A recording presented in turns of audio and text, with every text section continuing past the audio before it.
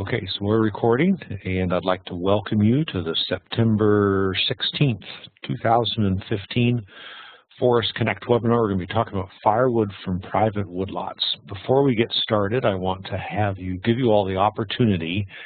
I think you can save a copy of this presentation. So if you go to the upper left-hand corner and click on File, and then go to Save As, you can save the document, and you have the option of saving it as a PDF. So go ahead and do that.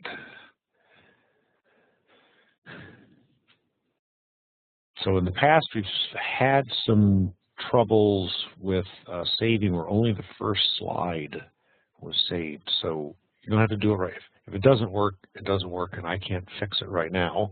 But what I'll do is if it doesn't work and you only get the first slide, send me an email and I will post this as a PDF on the Ning site that you see there, cornellforestconnect.ning.com. So Jan says the document save isn't working. You do a save as. Oh, all right. Glad you told me here. Let me think. All right. Okay, I messed up. Give me just a second.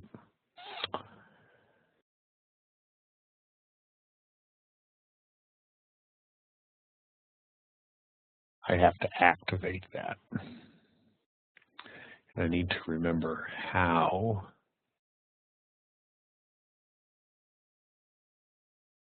Here we go. All right.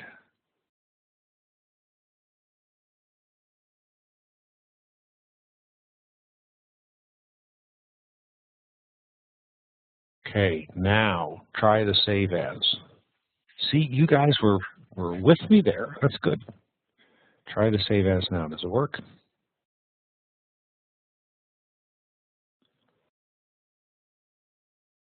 So the default on my computer is to save it as a UCF file. You don't want a UCF, you want a PDF. So you have to do the file type.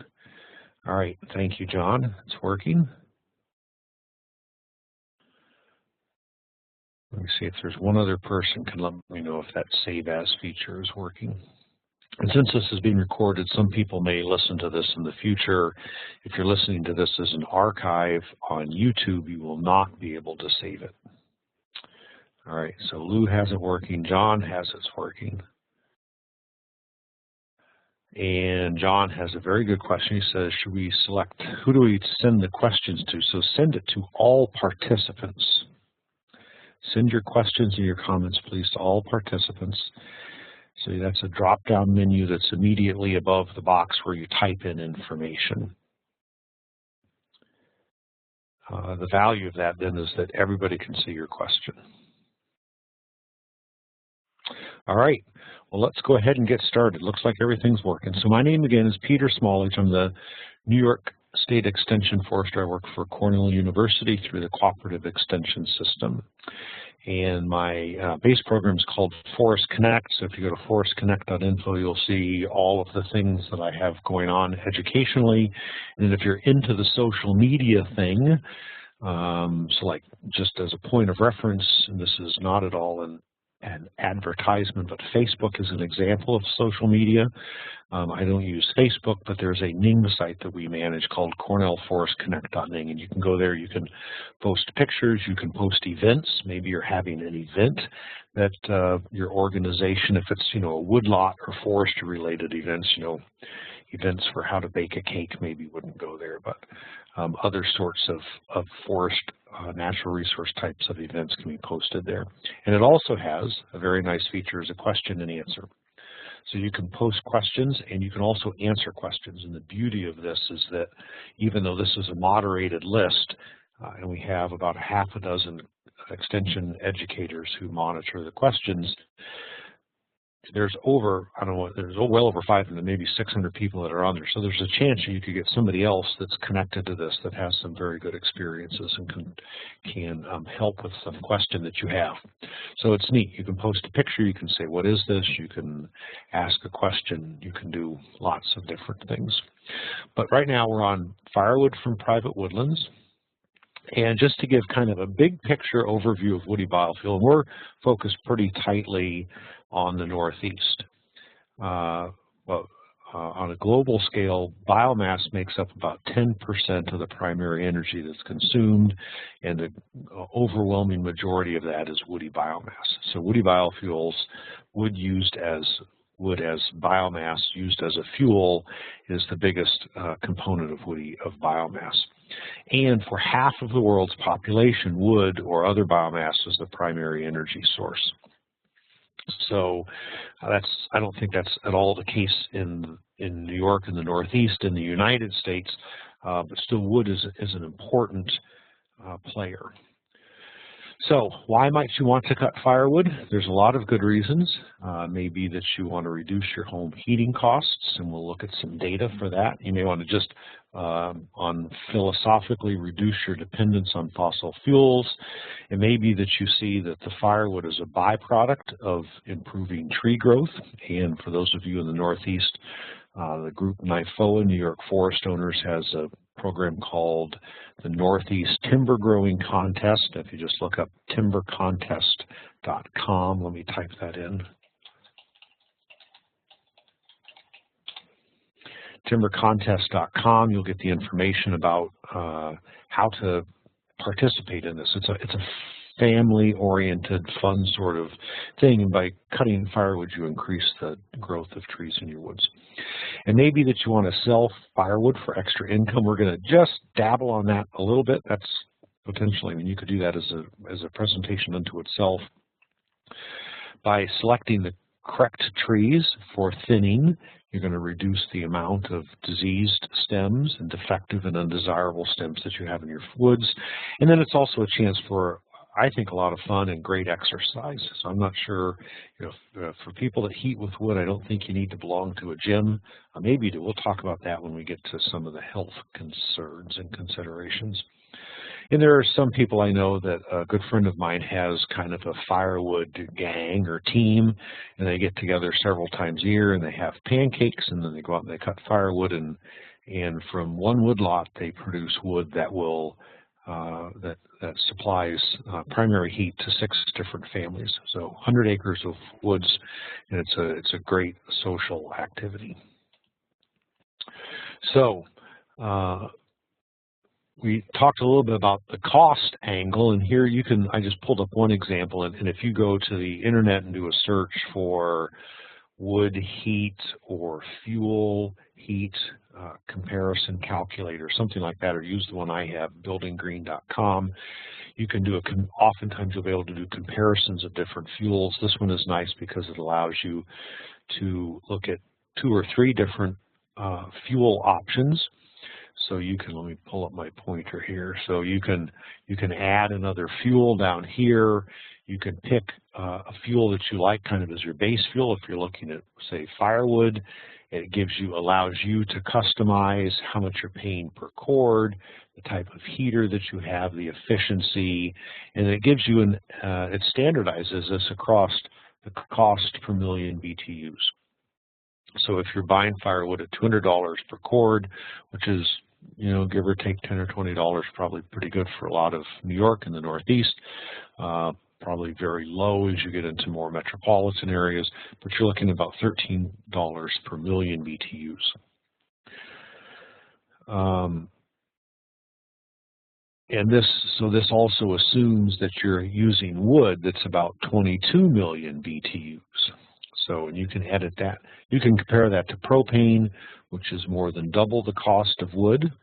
If you looked at things like pellets, wood pellets, you would see that those are very close in price. If you looked at coal, you would see it's very close in price to firewood. So firewood, and those of you who cut firewood, and I'm assuming many of you do, recognize that firewood, and this is a Jim Okturski phrase, firewood is a way of life. It's a cultural, it's a lifestyle sort of thing. It's not a matter of just turning the dial on the wall and getting more heat. So there's a lot more that goes into it, as many of you know, and as we'll be talking about. So today's objective is to help woodlot owners enter into or refine their skills in the production of firewood. And we'll be looking kind of at three different areas: safety, and then woodlot improvement, and also production and marketing strategies. And the caveat here is that I've heated with wood as a primary home fuel source since the early to mid 90s. But I don't want to stand here or sit here and talk and you listen and give the suggestion that I know all there is to know about firewood. Many of you have been heating with firewood for a lot longer than I have. So much of what you're going to see is the experiences that I have had. I like to talk to people about firewood, so I'm always picking brains of people who heat with wood, trying to steal good ideas. There's a little bit of research on firewood, mostly from the Scandinavian countries, so we'll talk about that. But I just want you to know that this is there's a lot that can be added to this, and I hope that as we're going through, if you have suggestions, that you would feel free to offer those suggestions.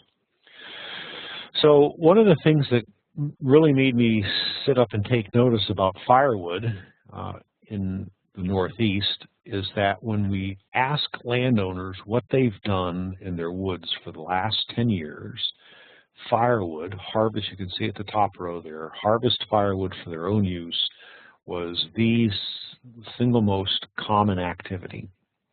And there's a difference if people lived in rural areas versus urban areas, but by and large, more than 2/3 of the people are actively involved in using firewood. And in researching this, I found a book that described the history of firewood and charcoal in ancient Greece, so going back to the 4th century AD. And there was discussion about how that the people that owned woods saw that was a privilege that they could provide, that they could obtain and utilize their own wood. So that philosophy of utilization, self-utilization of the resources from our land persists today. And this is interesting because when you ask people why do they own their lands, they come up with a lot of different reasons. None of them are ever so that I can harvest firewood to feed my wood stove. It's about privacy, and it's about security, and it's about wildlife and things like that. But when you ask people what are they doing, you can see what they're doing, the activities that they're doing. So anyway, firewood, the single most common activity, at least among rural woodland owners, and at the top among all woodland owners. We'll be, as an outline, we're going to be looking at some terminology, making sure we're using words the same. We'll be looking at several different scales of production, a couple different scales of production, actually, kind of a low level of production and a moderate level of production. Within that, we'll be talking about different types of equipment. So we'll look at some examples. We'll spend a few slides thinking about how to pick trees to cut, and this is a very kind of short segment on what is a much longer discussion, and we have several webinars that deal with that. We'll talk a little bit about the processing and the storage and the moisture content. This is one of the areas where you can have the greatest control over the utility of your wood, and then finally sale and marketing. So we'll get through all of these. So some terminology. When we talk about wood, and this is a kind of storyline I use when I'm doing workshops, is I say how much wood is in a cord, or how do we measure wood? We know that when we buy milk, we buy it by the gallon or the half-gallon. Fuel for our vehicles is by the gallon, and sugar is by the pound. Well, the way we buy and sell and think about wood, firewood, is by the cord. And the standard cord, or a full cord, is based upon, back in the old days, where you would have pieces of wood that were 4 feet long, and you would stack them. So if you're standing looking at the stack, you would be looking at the ends of the wood, and it would be 4 feet away from you. The stack would be 8 feet long and then 4 feet tall. That's 128 cubic feet. And usually assume that there's about 85 cubic feet of solid wood.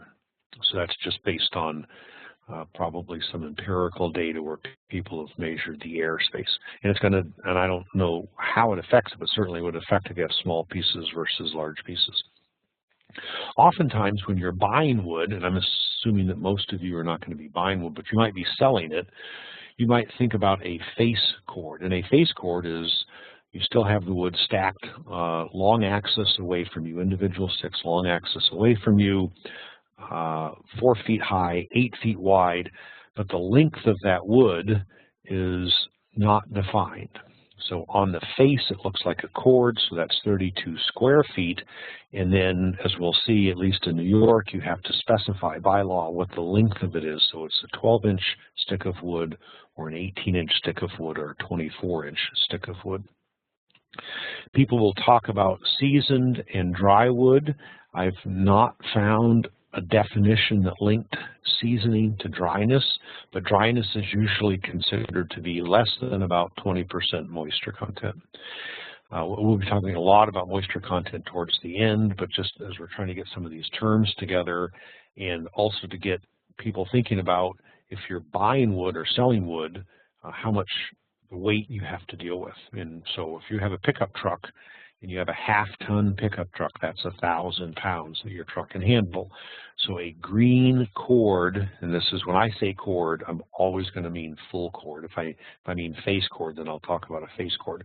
So cord always means full cord. A cord of ash is about 2 tons, 4,000 pounds. When you dry that ash, it drops to about 3,500 pounds. So air dried would be down to about 20%. That's why people say, you know, ash is a good wood because you don't have to lose very much moisture to get it down to its dry weight. Birch has a much greater variance. Oak also has a lot. So you're going to be losing about 50% of the weight of the greenwood when you get down to air dried. So the average, you go from about 4,400 pounds down to about 3,300 pounds, or a little over 2 tons to that, to a ton and 2/3 rather. So if you're buying wood and somebody says, I have a pickup truck, standard pickup truck, and I'll deliver you a cord, they are not talking about a full cord, or they have one heck of a standard pickup truck.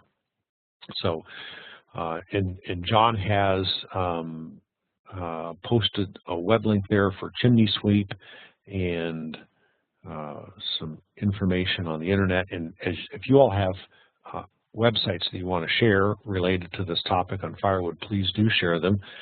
Those are saved in the archive when this is saved, and so people that watch this in the future will be able to see those web links. All right, let's talk a little bit about safety. We'll talk more about safety when we talk about felling trees, but let's start with most people that are going to be cutting firewood or using firewood, woodlot owners, the people that are watching this presentation are going to be using chainsaws and other types of equipment. This is fine. These are tools. Like every tool, if it's used incorrectly or if there's an accident, then bad things can happen.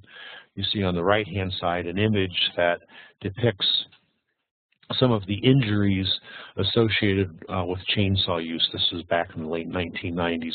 This will be probably a little bit different 16 years later, but the patterns will probably be fairly similar. What's interesting is that, you know, we recommend certainly chaps, chainsaw resistant chaps or pants, because there's a very high percentage of injuries to the upper leg and knee, but then the hand area also has a lot of injuries. And it's not clear to me if you're using your chainsaw correctly, how you would injure your hand, because you would always have 2 hands on the chainsaw. So maybe somebody in the audience has some insights into how we injure our hands if we're using the chainsaw correctly.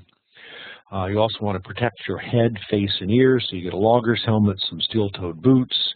If you're dropping pieces of firewood, I had a friend of mine once was wearing penny loafers, and he was carrying some firewood, and he dropped a stick of wood and broke his toe, and so he was able to spend 4 or 5 hours in the emergency room and then, you know, limped around for weeks. So protect your toes. And then for those of you that are going to be felling trees, there's a program called Game of Logging for landowners. It varies in price. In New York, the New York State Center for Agricultural Medicine and Health offers subsidized game of logging trainings, often for a very nominal fee of $20, anywhere from $15 to $25. Other groups will offer it for more. When I offer it, I don't have money to subsidize, so I'll often charge about $125 to $150 just to cover my costs. But for those of you that have done game of logging, you know it's a great educational program. So when we start thinking about components of production, the things that we have to account for, we have to acquire the wood, right? So that might be felling trees, it might be buying logs. We have to handle those logs. Maybe we have to move them around or block them up. And then we may be moving the logs or moving the blocks of wood, or it may be that we split the blocks of wood and then we move the split firewood. So there's different kind of order of operations. And then finally we have to store it. So we'll be thinking about all of those. And I received an email. Originally I was going to offer this webinar a few months ago, and somebody said, super, I changed it because I wanted to accommodate another speaker, and somebody said, okay, just make sure you cover logistics. So I got thinking a little bit about the logistics and just kind of the problems that you have to account for when you're managing wood. So some of these challenges are, how do we access the trees and the logs? So some of that's terrain, some of it's equipment. The equipment is a challenge. Do you have, as pictured here, closest in the picture, you see an ATV with a little arch, and we'll see that arch again, a side view, in just a few minutes. But then in front of it, you see something orange as a tractor. So maybe you have a small tractor, and then you have different kinds of implements on the tractors, so different kinds of equipment you have to deal with. Dealing with the different log sizes, and then this individual that had contacted me was particularly curious about how do we deal with theft, which is not something that I've ever had to deal with. But I can imagine that if you had a woodlot and you didn't have a residence on that woodlot, and there was effectively public access, if it wasn't gated, then you could split a great big beautiful pile of wood, and if you're gone for a couple weeks, you could come back and somebody would have very much appreciated all the work you put into it as they trucked off load after load of firewood. So how do we optimize these logistics? These are a few ideas, and I feel a little bit remiss that I don't have kind of a laundry list of great ways to be logistically optimized. But when you think through all of the different ways that people can manage firewood, and I know several friends of mine heat exclusively with wood, and everybody has a slightly different system, and they all work for them. So the logistics depend a little bit on what you have to work with, what your terrain is, who you have for family members and friends that are part of the process. And so here I can just offer a few kind of general comments. First of all, whatever tools and equipment you use, they were designed for a particular purpose. Use them as they were designed and use them. Learn how to use them safely. One of the common things that can happen is you have a machine, an ATV, or a garden cart, a garden tractor, or something that you're trying to use and you're pulling too much weight. And usually it's not the pulling that's a problem, it's the stopping that's a problem. Or you get a weak hitch or something like that. So use the tools as they were designed. The fewer times you handle the wood, the happier you will be. So typically this happens because you will move big pieces of wood to the processor. So if you have a log that's 18 feet long and you can move it to the processor, cut it and split it at one spot, you've handled, if it's 18 feet long, I should have done the math in advance. Let's say you have 14 pieces of firewood out of that 18-foot log.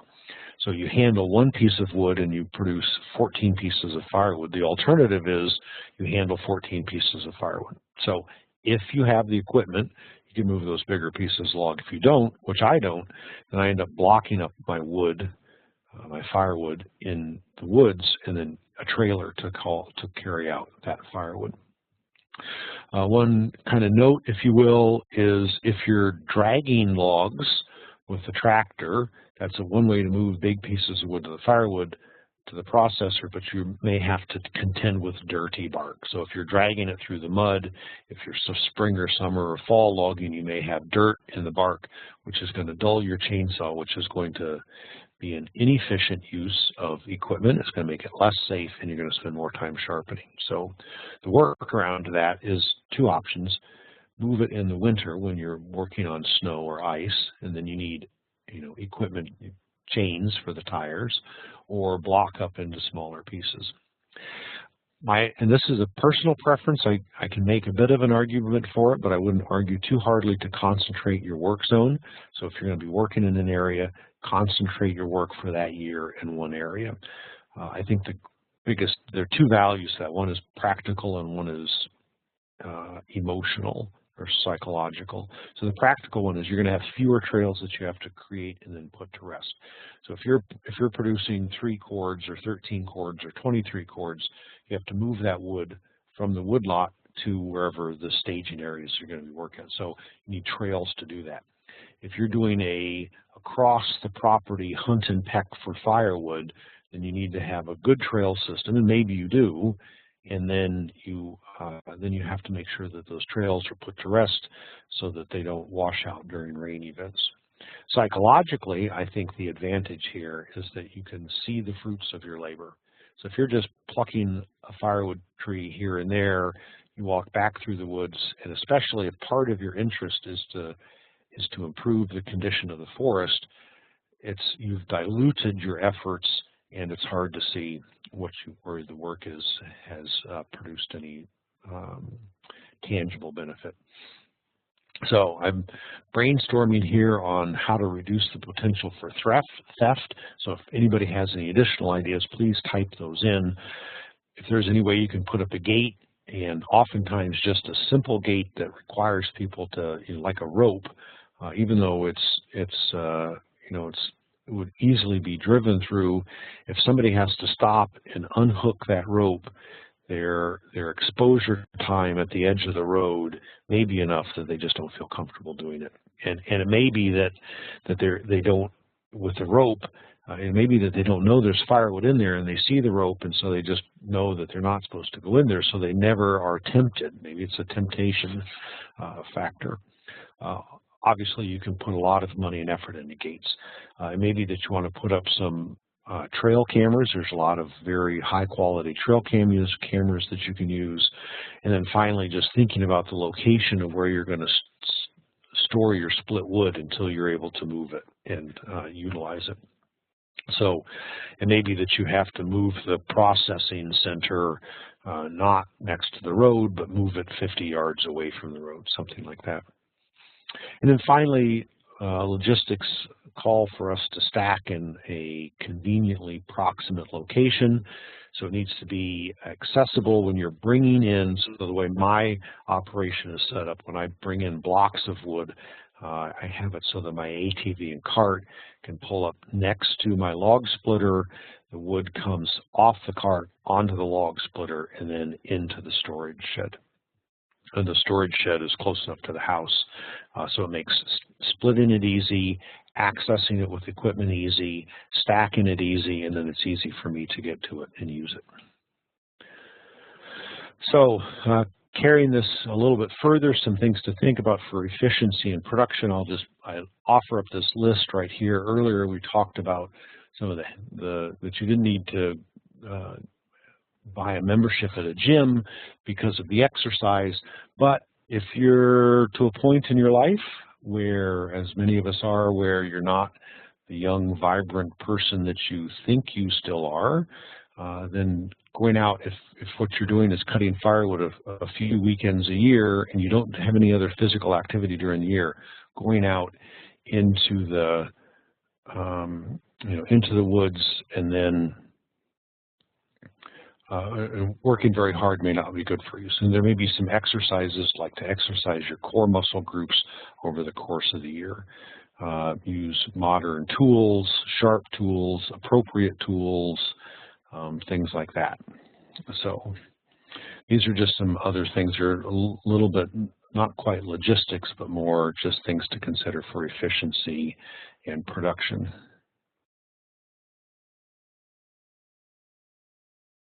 All right, so John and Michael have offered some thoughts, looks like, on theft. So here's another theft, and I probably shouldn't offer this up. This is not, well, I'm not going to say it because that would get me and it would get Cornell in trouble. It was something my grandfather suggested. I think he was just saying it in jest, but I'm not going to offer that up. All right, so let's look at some different scales of production. At the kind of the entry-level scale of production, you might be thinking about 1 to 15 cords per year. And as a general rule of thumb, a house will use 100 million BTUs of energy to heat it each year. Okay, that's just a rule of thumb. So if you have a small house that's super energy efficient, it's going to be less than that. Where I first started using firewood as my sole source of heat was an old farmhouse that was uninsulated in the mountains of western Maryland, and I used about 300 million BTUs a year. So to put this into a context, 1 cord of wood has about 20 to 25 million BTUs. It depends on the species. So if you have the average house, you're going to use about 5 full cords of wood per year if that's your primary or sole source of heat. So you're going to be on the low end of this scale of production. What I'm illustrating here with these pictures are the kinds of tools that would be involved and strategies that would be involved in obtaining firewood for the scale of production. So you could probably go out and cut your own trees, or you can always, of course, buy logs in. And then you need a way to move that wood. This is probably just as a very generic sort of picture, and I'll show, the next slide shows a bunch of different ways to move logs. So some kind of mechanization process is probably the most common for this scale. When we bought our property in northern New York, we didn't have an ATV, and so I thought, well, I'll get this neat little firewood cart, and I'll cut and split the wood, and then my wife and daughters will move the wood. So just before you think, hey, this is a cheap way to get good exercise and get the family involved, this picture was the only time that I actually filled that firewood cart and then used it. So it hasn't been used since. So that's not really an effective strategy for moving wood. If you're vigorous and robust, you can use splitting mauls to split wood, or more likely you'll have some kind of a family-owned log splitter, maybe a custom-made jobber, and maybe a low-end commercial wood splitter. But if you're splitting 5 to 10 cords a year, you're probably going to want some kind of mechanization. How do you move the logs if we're working at this kind of low end? Probably one of the most common ways is people drive their pickup truck into the woods. They have a trail, and they fill up the pickup truck with split wood and then drive it back out. Or they have some kind of small machine. Here's a garden tractor. Here's an ATV with a cart, and those machines are used to move the wood around. You can also use a variety of different log handling, and so this is where you would be moving large pieces of wood to the splitter and blocking them up. This is a tractor-mounted hitch. This is Tony Pingtor's from out in western New York, and the tongue on this actually goes vertical. It goes straight up.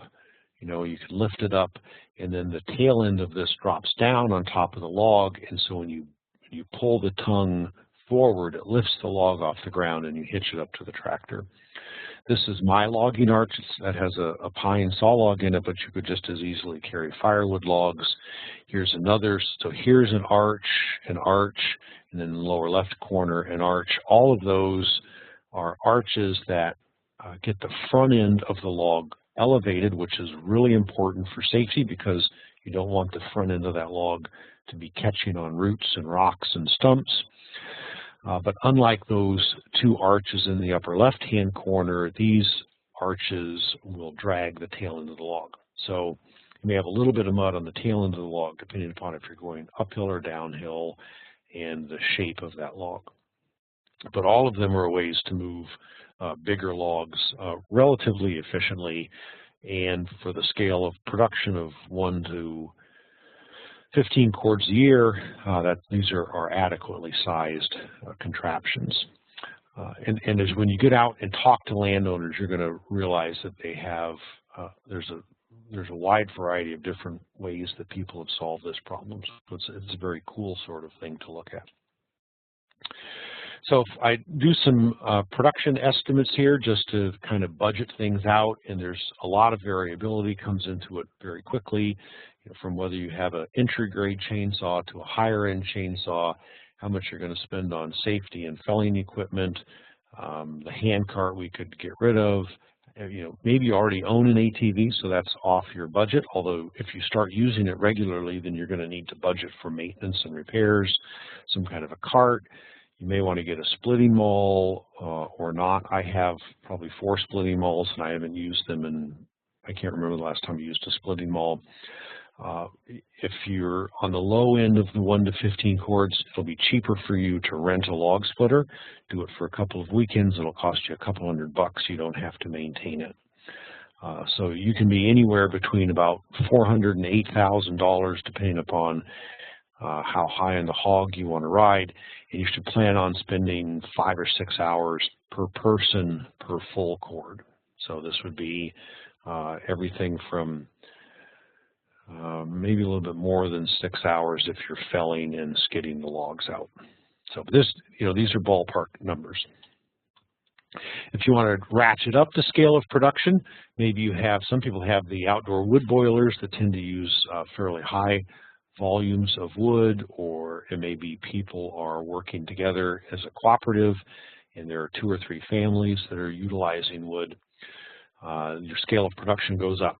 So you can still, as a woodlot owner, fell the trees, as you see in the left-hand side. Bill Lindloff there cutting the tree down. You can buy logs. And I offer buy logs because sometimes while you may have woods, and it makes sense, of course, to use as much wood from your woodlot as you can, you may need to get a jump start ahead and build yourself in a buffer. And so it may be that you take around much of New York, you can buy a truckload of logs, which is about 6 full cords for about $100 a cord, so for about $600, and that's about a year's supply. You're going to need bigger pieces of equipment to move wood around. This was a maple producer, had an old barrel drum that was cut in half and put onto a cart filled with wood. Maybe you use things like a tractor with a farming winch, and we'll look at some of those in just a minute, pictures. To skid your logs out, you're going to need more of an industrial-sized log splitter. When you get above 5 cords a year, you're probably not going to want to consider splitting by maul or even a firewood processor, as we see here in the upper right-hand corner. So how do we move logs? We can still use these 1 log at a time contraptions. You can even use some kind of a cart, but more likely than not, you're going to have some type of a farm tractor, 2-wheel drive or 4-wheel drive, with what's called generically a 3-point hitch or a farmy hitch. There's a couple manufacturers. So there's one. Here's another one. And this has a neat little feature in the kind of the center of the blade. The owner has welded a plate and has a 2-inch ball hitch. So if that owner wants to hook a wagon or a cart up to the back of that farmy winch, they're able to do that without taking the farmy winch off. If on your property you're also going to be doing some logging for saw logs, then you have a little tow behind forwarder, such as we see in the lower right-hand corner. That's an option for you as well. In one season you can be using it, or 1 load you can carry saw logs, another load you can carry firewood. So the costs here become a lot more, I'll say, loosey-goosey. You still are going to have a chainsaw. The prices on the chainsaws I've bumped up. If you're going to be cutting this much wood, you're going to want a higher-end saw. You're still going to want to have safety equipment and felling equipment. And then somewhere in the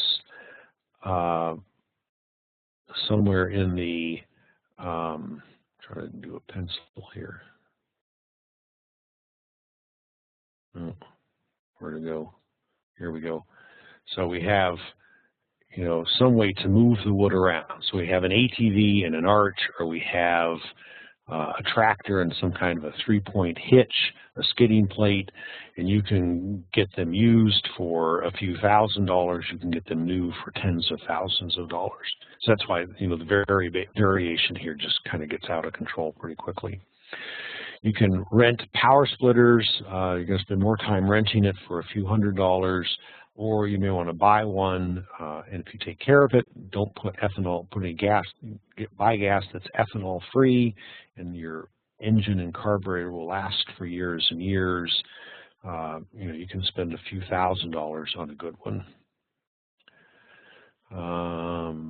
John says, very good point. So John's talking about safety features on a tractor. So let me back up, and I don't have a close-up. So here's a tractor that doesn't have what he's calling, he says, ropes or rollover protection system. You would have some kind of a structure about like this, if you can see that yellow. It's a metal tubular system that when the tractor rolls over, it prevents the tractor from squishing you completely. But that, of course, only works if you wear a seatbelt. So you also need to make sure you have a functional seatbelt. So thank you, John. Very good point. I don't know. He says limb risers. I'm not sure what a limb riser. And when I'm looking, it looks like FOPS. Is that the same as a ropes system? So John, maybe you want to add some detail to that, if you could, please. All right. So how do we pick trees? And again, this is a short version of a much longer conversation, but basically what you're doing when you're cutting firewood is you're trying to improve the woods. So you want to keep the best trees and cut the worst trees. So you want to retain trees that are vigorous and thrifty, and you identify those because you look at their crown and you look for trees that have full healthy crowns, and you look for the absence of root decay. So trees such as this tree have a fairly well-developed crown. This one isn't bad. This crown isn't bad. This one is like a half a crown or a third of a crown or a quarter of a crown. So you can see there's variation in crowns. And then if you see decay, structural decay in the stem or in the bud of the tree, those are also good candidates for felling and for removal. All right, so falling object protection so that would be more of like a canopy. Ropes is just if you roll it over. So good, thank you for clarifying that. Okay, you want to retain trees that support your ownership objectives. So obviously if you're trying to ultimately grow high quality saw timber, then maybe you're obviously going to leave the species and the quality of stems that are good. And just because the species is good, so let's say you have a soil type that grows really nice red oak. You may have some really ugly red oak, and as long as you have other red oak that are good seed source, there's no point in saving ugly red oak just because it's a red oak. So keep the good red oak, but the other red oak should go in the firewood pile. And then remove the stems that are good for firewood, which is usually, so you may fell the trees to improve growing conditions for the residuals, but you're not going to remove those stems unless they're actually good for firewood. So if you want to see a lot more about this, all of the webinars are archived on this YouTube channel. So if you go to youtube.com/forestconnect, you can scroll down through webinars that go back to the about 2007. But if you just do a search with the word productivity, I think I did a quick search this morning, and there were 3 different webinars that would kind of address this perspective. So we'll look at a couple of more slides just to illustrate a couple of these points. Here I'm trying to illustrate crown conditions. So the tree that in the upper portion of your screen has a full crown, and that's not what I want. Where's my... All right, so you see this is a great big crown up here. Compare that to this crown, which is very compressed. Okay, so that compressed crown on the stem that you see coming up from the lower left-hand corner is an indication that that tree has lost the struggle, lost the battle in competing for sunlight. So that's a good candidate for firewood, and you would leave behind, all other things being equal, the tree with the bigger crown for future higher value products. Just because it has a big crown doesn't mean it's going to be a good tree, but at least that's a starting point for consideration. Here's another example thinking about these, what we're calling good trees that have fairly well-developed crowns. In other trees, you see this one emanating up from the lower right-hand corner, very scrawny looking. Here's another one in the lower right-hand corner, very scrawny. So these are trees, cut them. The trees from the lower right-hand corner are so small, they're not going to really free up that much growing space, but they'll free up some. They'll remove disease. You can see on this stem there's a bulge that's probably some kind of a disease canker. Get the disease out of the woods. Leave behind your biggest and best trees.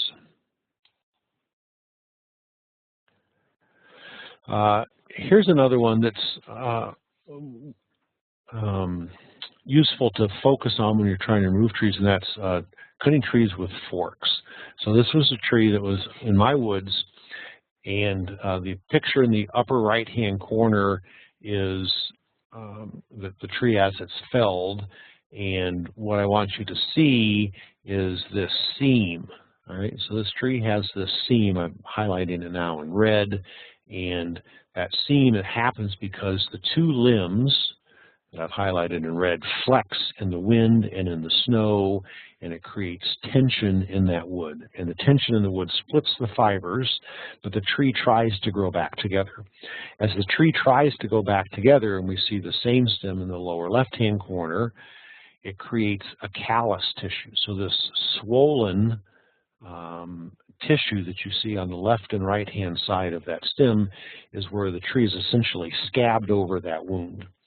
But if you cut the tree down and look at it, you can see that callus tissue on the left and right-hand side, and then importantly, you see inside the tree has started to decay.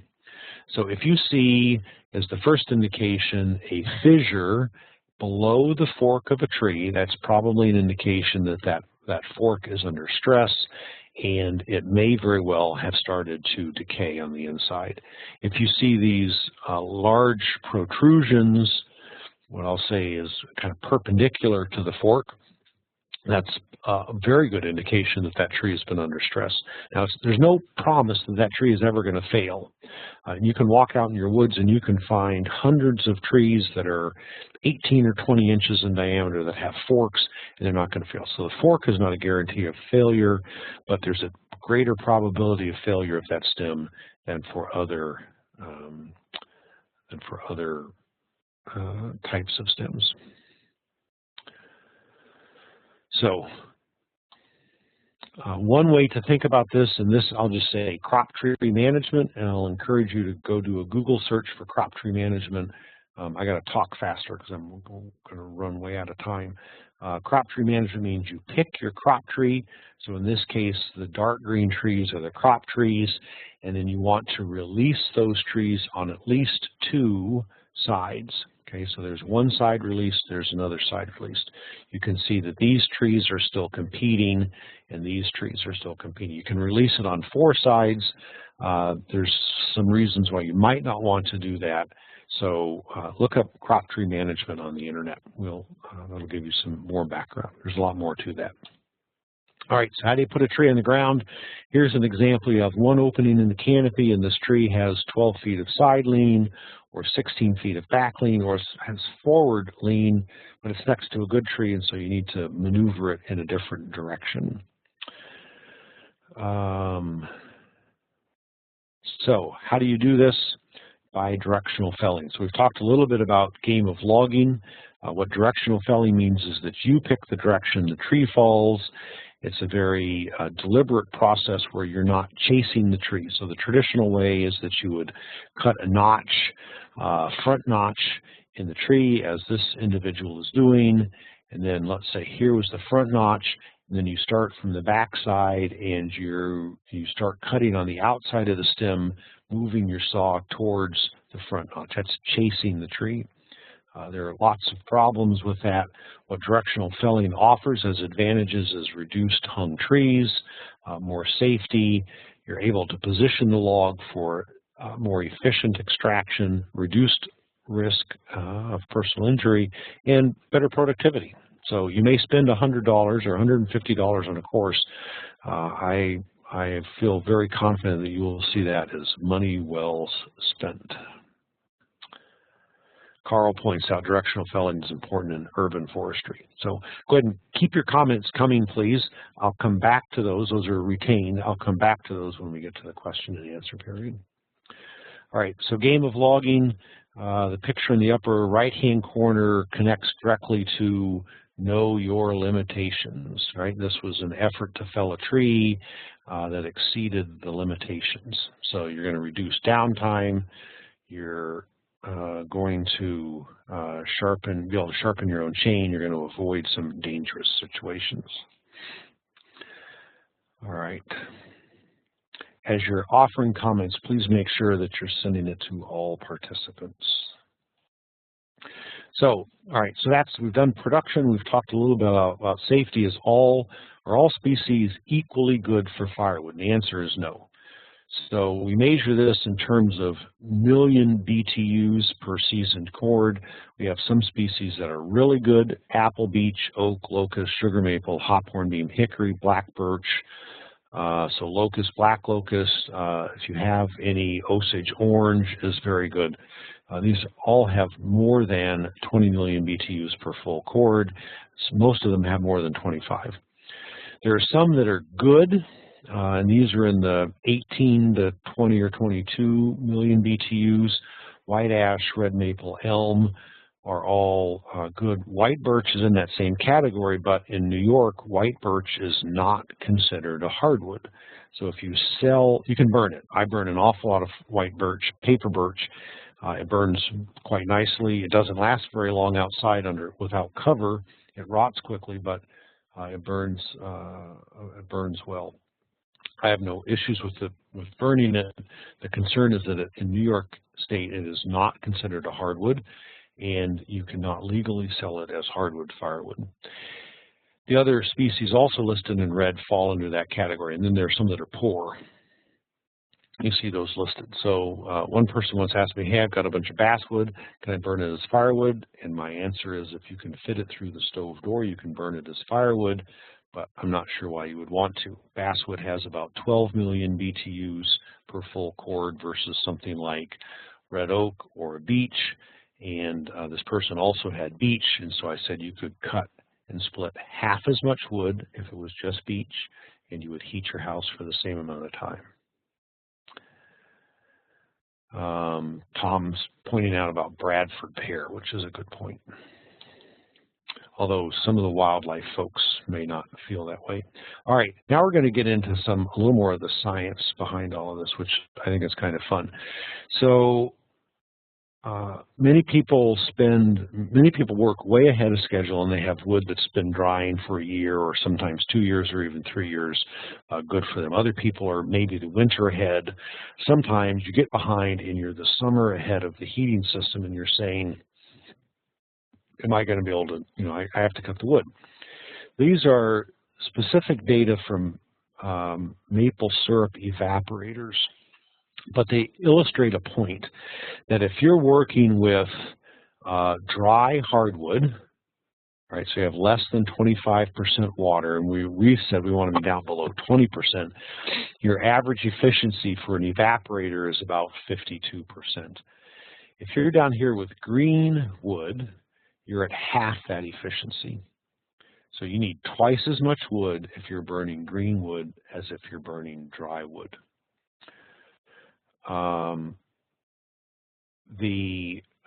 There's variations in between here. So partially dry wood, deteriorated wet wood, and so forth. So dry wood is an essential part of efficient heating. So we want to get rid of the wood, or keep the wood, wood and water. Just say no to the water. Wet wood is inefficient because the heat is required to evaporate the water before the wood can combust. Trying to burn wet wood is going to increase the amount of smoke, which is really just water vapor, acetic acid, tar, creosote, which is going to accumulate in your chimney. And for those of you that have had the experience of trying to light or ignite wet wood, you realize that then you also have an accompanied feeling of frustration. So there's been some research, especially out of Scandinavian countries, that have looked at wood, and they talk about wet wood as having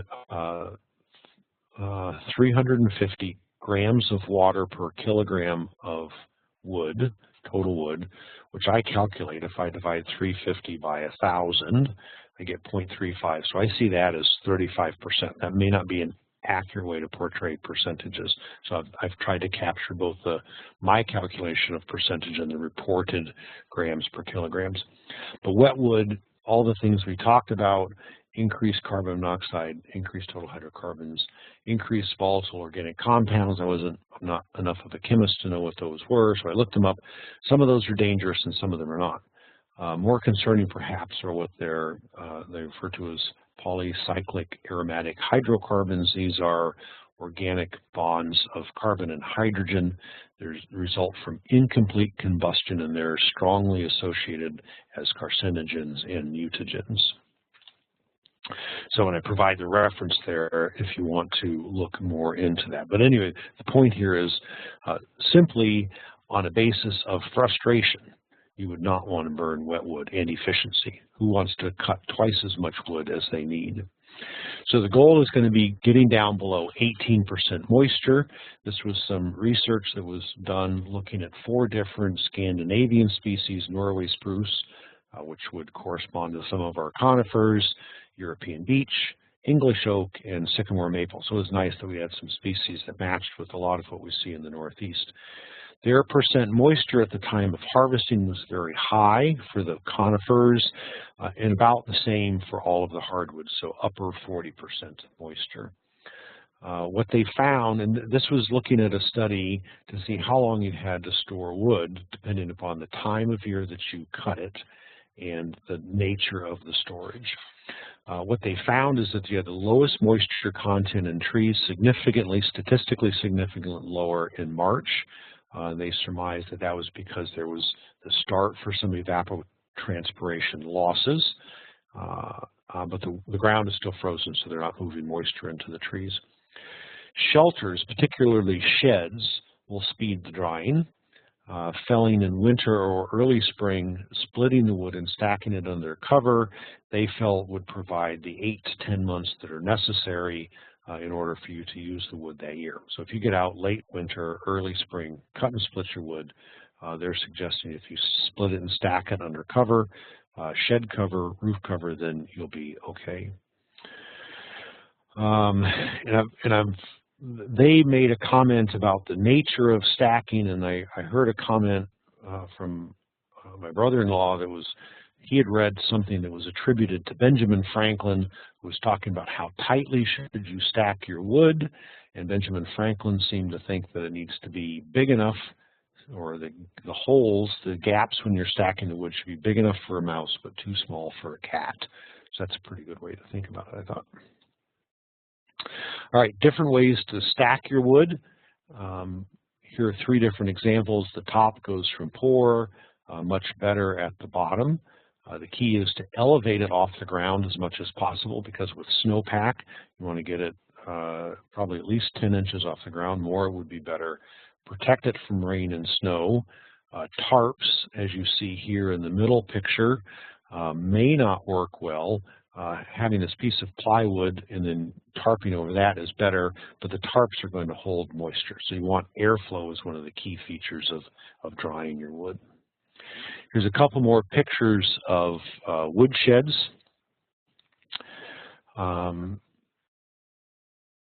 We've talked a little about efficiency loss with wet wood.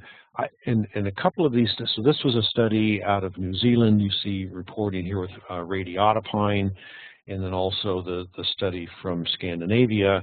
The smaller you cut those pieces, the lower the mass of the wood, the more surface area you're going to have on exposed wood, and the more rapidly you're going to be able to dry that wood. So there have been occasions when I've been under the gun and I end up splitting my wood about the size of my forearm. So, maybe something, I don't know, I'm guessing 3.5 inches in diameter roughly, and giving it well-ventilated storage under cover and I'm able to burn it within about 6 months. I have some creosote issues I have to deal with, but at least it gets it past a point where it's too frustrating to try to get that fire started. All right, so how do we market it? We'll, I think I'm going to skim over this because in the interest of time, there's a lot of different ways you can market it. My wife and I ran a kind of a small firewood operation for a few years. We did it all on Craigslist and then ultimately by word of mouth. So, and you have to find your niche. We didn't have a big truck or a big log splitter, so we sold essentially ambiance wood. So we were marketing to a very different client base than the people that are selling 5 cords in a truckload at a time. Different ways you can distribute that firewood if you're selling it. Legally, as I looked into this, I came to realize, and somebody said, you know, you can be sued for anything at any time, so you have to just kind of address that. You may, in the bottom line, you want to talk to your insurance agent. My insurance agent said that we were a small enough operation in terms of volume and value that it didn't make any sense for us to change our insurance policy. So that was good news. But you can think about all of the things that can go bad that you might be blamed for, right? You park your truck in the driveway, you're unloading it, the emergency brake goes out, and your truck rolls into your client's house. Or, you know, you stack the wood, or maybe you don't stack the wood, they stack the wood, but the wood falls over on the client's son. There's a chimney fire. I mean, there's a lot of things that can go wrong. And then legally, you're probably, I don't know if it's required, but it's very good common sense. If you're traveling down the road with firewood in the bed of an open pickup truck, put a tarp over it to minimize the likelihood that a piece of that wood is going to bounce out on the ground. I mean, the last thing you'd want is for a piece of that wood to go bouncing out and go through somebody's windshield. So, if you're in New York, there are legal considerations that you have to take into account. I would guess most states have something. Ours is regulated in the New York State Department of Ag and Markets, and it stipulates that hardwood firewood excludes what are some broadleaf species, all conifers and some broadleaf species. It stipulates that if you sell this wood and market it as seasoned, you have to specify the duration of season. You have to identify 3 different dimensions in feet and inches. There's a website, and I just found this by typing in New York State sales tax fuel firewood or something like that. But if you're in New York, there's the web link for that. Some counties require that you charge tax on your firewood, others don't. And if you're collecting revenue, you are required by law to report that to the Internal Revenue Service for federal taxes and the New York State Department of Taxation for state taxes. How do you transport it legally? So you can transport it in a truck, and I've showed a couple examples here. These are pictures I took, and I'm always tempted to go up and talk to people when they're moving wood around like this. And I've blanked out their license plates so that you all can't track them down. But legally in New York, you can at most transport wood within a 50-mile radius from the point of origin. So from the stump of that tree, you have 50 miles. So if your wood lot is 54 miles away from your house, legally, that's as the crow flies, as I understand it. As the crow flies, 54 miles away, you can't legally transport that wood from your wood lot to your home. So when you transport it, anytime you transport it, if it's legally being transported, you need to have what's called a certificate of source, and I've provided a link to that. And in New York State, you can just type in New York State NYSDEC Firewood Certificate of Source. What that does, it's a very simple document. You can make your own version up. It just says, I own this wood. Here's the address where it was collected. Here's the quantity of wood, and here's the location where it's going. So it's a fairly simple document. You can get around these restrictions if you kiln dry the wood, but there's very specific definitions about what constitutes kiln drying. All right, so here's some helpful websites, and if you've downloaded this file, we will, I'll just bump right past this, and here's just a fun little table that describes the amount of firewood you'll get from a tree of a certain diameter. So, and I have this as a fact sheet that I'll publish on the Ning site. I'll do up a little blog on Firewood, and I'll publish that on the Ning site. But it just illustrates, if you're out marking trees and you mark a whole bunch of 10-inch and 12-inch and 14-inch trees, you can calculate the volume of wood that you're going to obtain from that. So with that, thank you all. I'm sorry I ran over. I got talking a little more slowly than I might have. But let me scroll back, and we're going to go down through the questions. Okay, so a couple of people dittoed my comments about the value of game of logging, and here's John speculating that the hand injuries are sprained thumb from kickback. Okay, that's possible. Or incorrectly reaching for the chain brake. Okay, maybe. Good thinking. John says, this is, I think, about theft. So he leaves the logs inaccessible in the woods. He doesn't winch them in until he's ready to process them and then move them out. So it's, of course, as he notes, a lot harder to steal tree length wood than it is a neatly stacked pile. And Michael's talking about random pieces of wood you can mark with a Sharpie like you would a golf ball. And that works if you're able to track somebody down. You could look for your signature on the side of a piece of firewood. So,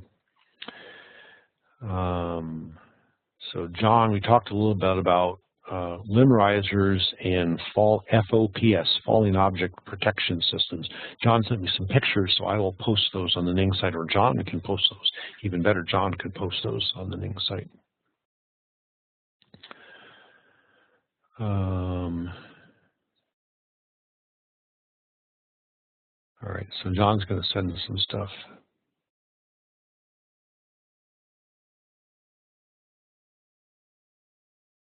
All right, so Klaus is talking about the ability of some trees to respond in the crown to regrowth after neighboring trees are removed, and that's true, in fact.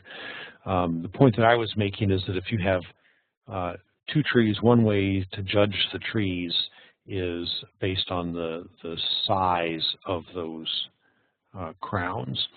So you may have, if you have a good tree with a healthy crown and a tree next to it with a diminished crown, unless there's some really compelling reason, you're probably going to want to cut the stem that has the diminished crown and allow the tree with the fully developed crown to continue to thrive. But I understand what you're saying, and there are some of those trees that can respond. So, and he's making a point that there may be a tree with a vigorous crown, but it has some other problem. All right. Okay, so great. John's pointing out there's a women's only game of logging class in Derby, Vermont, Saturday, September 26th. So if you all know about game of logging classes, please post them on the Ning site. I'm going to type that address. Well, I'm not going to type it. You can, if you go to cornellforestconnect.ning.com, there's a calendar there. And so I encourage all game of logging, any woodlot related activities to be advertised there. Tim's commenting the game of logging taught him to work efficiently while felling. I fully agree, and reduces fatigue and increases safety. Right. Tom mentioned, as we said, about Bradford pear. All right, so Artem says, injuries hand due to sharpening without gloves. Yes, there's great opportunity if you're running a file and the file jumps, you can drive a sawtooth onto your thumb.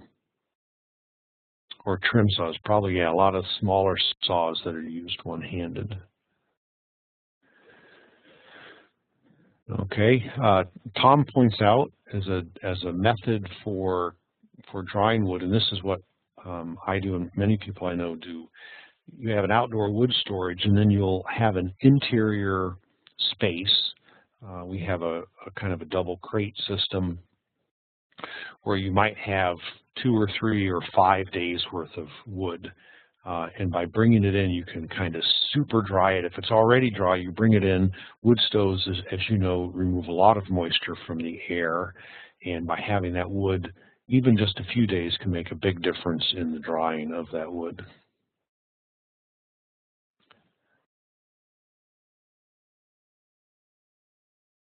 Okay, John's offered looks like a link for moisture content of green wood. Tom's talking about local gas stations to sell small bundles of wood. So if you can develop a relationship with some of them, some of the areas that I've seen here in eastern New York will sell bundles of kiln-dried firewood from Estonia, which is a country in Europe, northern Europe, I think. How they can economically move wood from Europe to the U.S. and sell it is beyond me, but it makes me think that we Americans could do a lot more to be producing essentially value-added products and getting those out into local places for sale.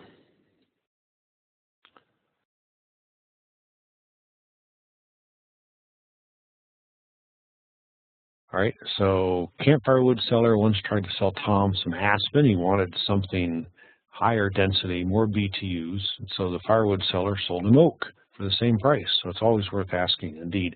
And the key there is that person in New York, if you say I'm selling campfire wood, you can put anything you want in that bundle. If you're selling hardwood firewood, there are specific species that are not included as hardwood firewood. Okay.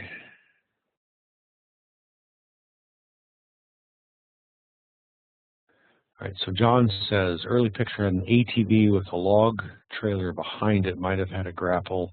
Do you have sources for these? Let me scroll back up to that. So if other people are looking at this, maybe they have an idea.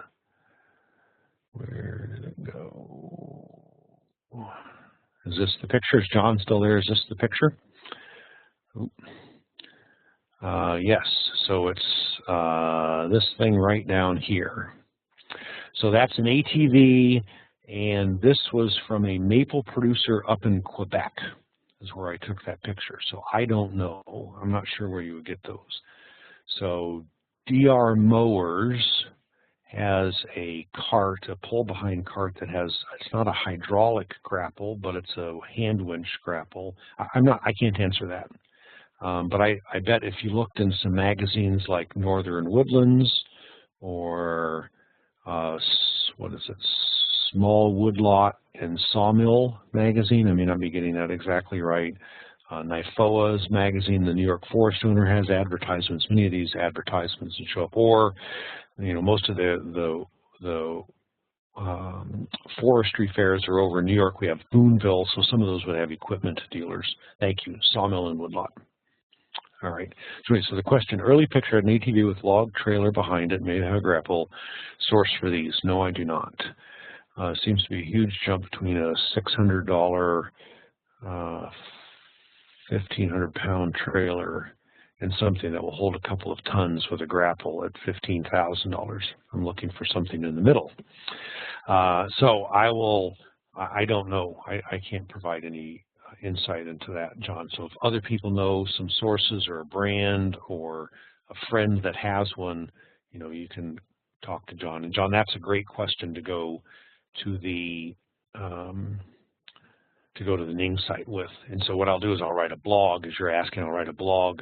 I'll post the link to this webinar on the blog so that people can watch the archive. I'll post, if I'm able, there's some size restrictions on this file size. If I can post a copy of the file, I will.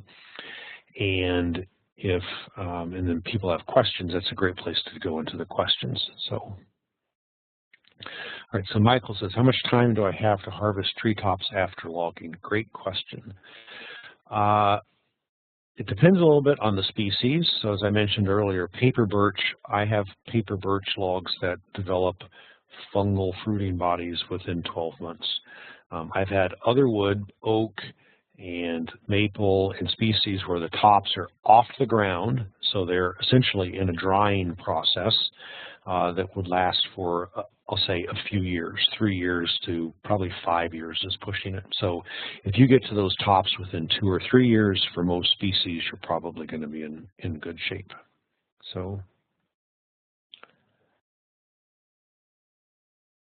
All right, great question, Ryan. I did not do it directly. He says, is there a general rule of thumb for guesstimating the weight of a felled tree to match the limit of tractors and winches and haulers? So what you would have to do, let me see if I can find those charts. So here's one chart. So this is showing, so we're looking at green wood runs about 4,400 pounds, so a little over 2 tons per cord. Okay, 2 tons per cord. So if you keep that number in your head, 2 tons per cord, 4,400 pounds per cord. And then you come down here and you say a 20-inch tree has 3/4 of a cord, and actually if you take it up to 22 inches, has 1 full cord. So a 22-inch tree down to a 4-inch top has 1 full cord, which is about 4,400 pounds. So you'll have to, there's not a straight up chart for that. That would be a good one to do though, but it's going to depend a lot on, you're probably not going to drag that tree out as a whole tree, right? You're going to chunk it up. You're going to maybe bring out a central stem section, which is going to have the majority of the weight, and then you might block up some of the limbs, so you have 3 or 4 sections of wood. So John's provided a link there for log weights on the Forestry Forum pages. So Forestry Forum is another really good social media site. Alex says, is there a general rule of thumb for how long a hardwood log can sit on the forest floor before it's more rotten than usable? I asked this because the previous owner left a lot of stuff just lying on the ground for years. I'm trying to gauge how quickly I need to get to these.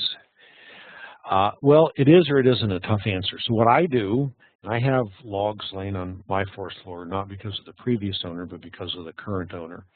And so if I'm in doubt, I'll take out a hammer, just a regular hammer, and I'll ping the ends, right? Just kind of tap the ends.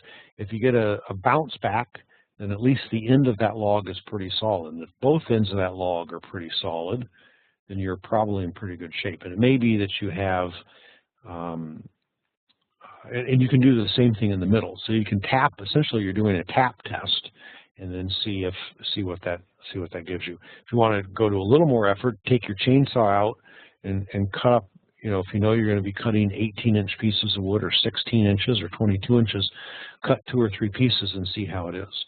Now, what I found is as soon as you start to get zone lines, so these are lines, decay lines, fungal decay in the tree. I understand them to be kind of boundary lines between 2 competing fungi.